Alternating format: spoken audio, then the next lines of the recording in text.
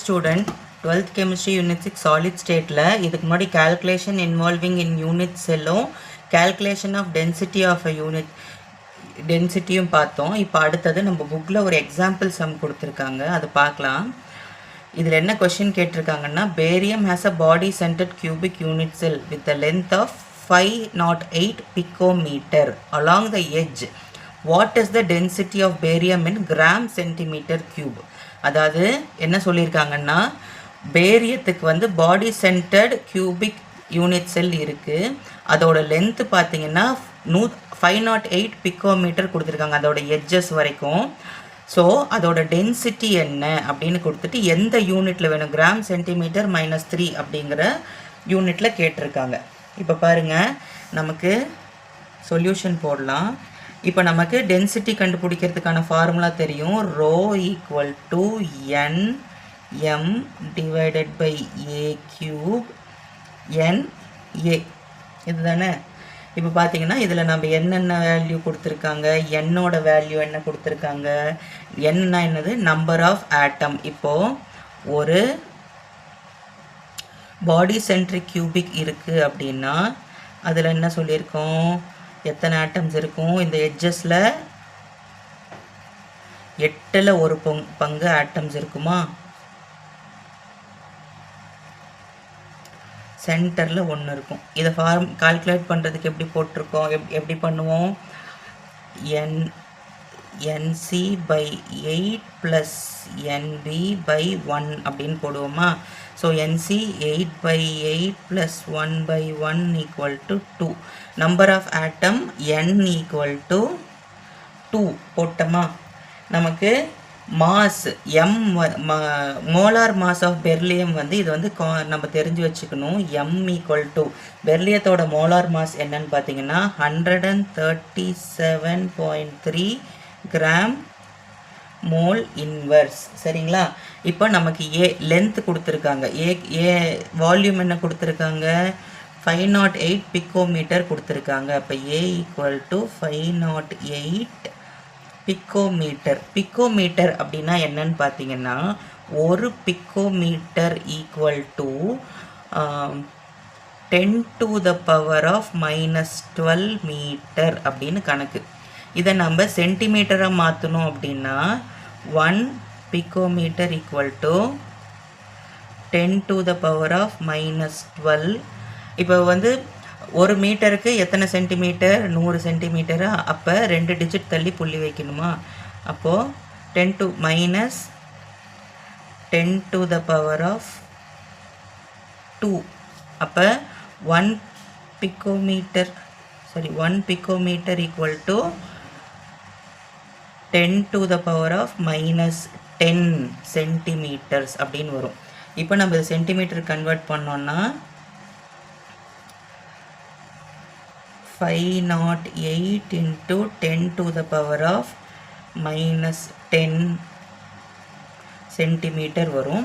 இப்போ நம்ம கேல்குலேஷனுக்காக 2 டிஜிட் தள்ளி புள்ளி வச்சோன்னா இங்கே -8 ஆயிரும். 5.08 into 10⁻⁻8 சென்டிமீட்டர்னு வரும். சரிங்களா. இது ஞாபகம் வச்சுக்கோங்க. ஏயோட வேல்யூ 5.08 into 10⁻⁻8 சென்டிமீட்டர் அப்படின்னு ஞாபகம் வச்சுக்கோங்க. அடுத்தது நமக்கு அவகேட்ரோ நம்பர் வந்து கான்ஸ்டன்ட் தான். அவகேட்ரோ நம்பர் நமக்கு எல்லாமே நம்ம 11th படிக்கிறோம். 6.023 into 10⁻23 மோல் இன்வர்ஸ். இந்த யூனிட்ஸ் எல்லாம் ரொம்ப ரொம்ப முக்கியம் நமக்கு கேல்குலேஷன் போடும்போது. இப்போ இந்த வேல்யூவெல்லாம் இந்த ஃபார்முலாவில் சப்ஸ்டியூட் பண்ணலாம். ரோ ஈக்குவல் டு N என்ன, 2 ஆட்டம்ஸ். ஓகேங்களா. M என்ன, இன்ட்டு 137.3 கிராம் மோல் இன்வர்ஸ். ஓகேங்களா. இப்போது அடுத்த வேல்யூ கொடுத்துருக்காங்க. அடுத்தது என்னது, A கியூப். A கியூபோட வேல்யூ என்ன, 5.03 into 10⁻⁻8 சென்டிமீட்டர் ஹோல் கியூப். ஓகேங்களா? அடுத்தது NA என்ன கொடுத்துருக்காங்க? NA வந்து atoms mole inverse into 6.023 into 10 to the power of 23 atoms mole inverse. இப்போ ஃபர்ஸ்ட் இந்த யூனிட்ஸ் எல்லாம் கேன்சல் பண்ணலாம். ஆட்டம் கேன்சல், மோல் இன்வர்ஸ் கேன்சல். இங்கே ஒரு கிராம் இருக்குது, இங்கே ஒரு சென்டிமீட்டர் இருக்குது, அது மட்டும்தான். இப்போது இந்த 2 into 133.3 வந்து நம்ம கேல்குலேட் பண்ணோன்னா நமக்கு 274.6 கிடைக்கும். 5.03 வந்து நம்ம கியூப் எடுத்தோம் அப்படின்னா 131.10 சம்திங் கிடைக்கும். நம்ம 2 நம்பர் மட்டும் வச்சுக்கலாம்.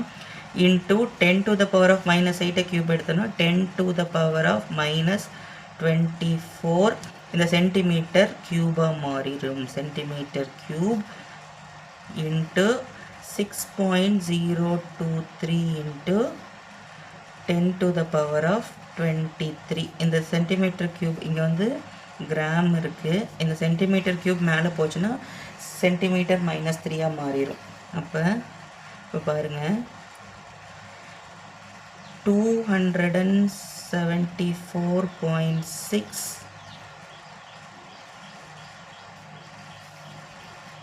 grams divided by grams. இது சென்டிமீட்டர் கியூப் மேலே கொண்டு போய்க்கலாம், சரி சென்டராக கொண்டு வந்துக்கலாம். Gram centimeter cube. இப்போ இது ரெண்டையும் இன்டூ பண்ணோம் அப்படின்னா நமக்கு வந்து 789.62 சம்திங் கிடைக்கும். நம்ம 2 வேல்யூ மட்டும் எடுத்துக்கலாம். இன்டூ இங்கே 10 to the power of -24 இருக்குது, இங்கே 10 to the power of 23 இருக்குது. அப்போ 10 to the power of -1 அப்படின்னு கிடைக்கும். இப்போ இதை மேலே கொண்டு போயிட்டோன்னா இன்டூ 10 ஆயிரும். அப்போது நமக்கு இந்த பாயிண்ட் கேன்சல் ஆயிருமா? 2746 divided by 789.62 கிராம் சென்டிமீட்டர் கியூப்னு கிடைக்கும். மீதி இதுலேயே முடிச்சிடுறேன். இப்போது இங்கே பாயிண்ட் இருக்குது, இங்கே டெசிமல் இல்லை, அதனால் 2 பக்கமும் நம்ம 100ஆல் மல்டிப்ளை பண்ணிக்கிட்டோம்னா இந்த பாயிண்ட் கேன்சல் ஆயிரும், மேலே 2 0 ஆயிரும். அப்போது மல்டிபிள் பை 100 போட்டுக்கிட்டோன்னா 274,600 divided by 78962 அப்படின்னு கிடைக்கும். Gram centimetre -3. ஸோ இதெல்லாம் நம்ம வந்து டிவைட் பண்ணோன்னா நமக்கு வந்து டென்சிட்டி வந்து 3.47 கிராம் சென்டிமீட்டர் கியூப்னு கிடைக்கும். இது வந்து நம்ம 2 டிஜிட் மட்டும் எடுத்துக்கிறதுனால இங்கே 47 5ன்னு எடுத்துக்கலாம். So rho equal to 3.5 gram centimetre -3. அப்போ டென்சிட்டி ஆஃப் த பெர்லியம் என்னது? 3.5 கிராம் சென்டிமீட்டர் கியூப். அவங்க கொடுத்த யூனிட்டுக்கே நமக்கு கிடச்சிருச்சு. ஸோ இப்படி தான் கேல்குலேஷன்ஸ் பண்ணணும். என்னடா இவங்க சொல்ல கேல்குலேஷன்ஸ் எல்லாம் போட்டுட்ருக்காங்க, ஸோ கரெக்டாக இது வந்து இன்டூ பண்ணால் இவ்வளோ வரும், இன்டூ பண்ணால் இவ்வளோ வரும்னு நீங்கள் யோசிக்காதீங்க. இதெல்லாம் ஆல்ரெடி நான் வந்து ஒர்க் அவுட் பண்ணி வச்சு நான் உங்களுக்கு வந்து நடத்திட்டுருக்கேன். இது ஆல்ரெடி நான் வந்து கேல்குலேட்டர்ஸ் வச்சு கேல்குலேஷன் பண்ணி தான் நடத்திட்டுருக்கேன். ஓகேங்களா? இது வந்து எக்ஸாக்ட் வேல்யூ தான். ஓகே, அடுத்தது எவாலுவேட் யுவர் செல்ஃபில் நமக்கு ஒரு 3 சம் கொடுத்துருக்காங்க, அதையும் பார்ப்போம் வரிசையாக. தேங்க்யூ.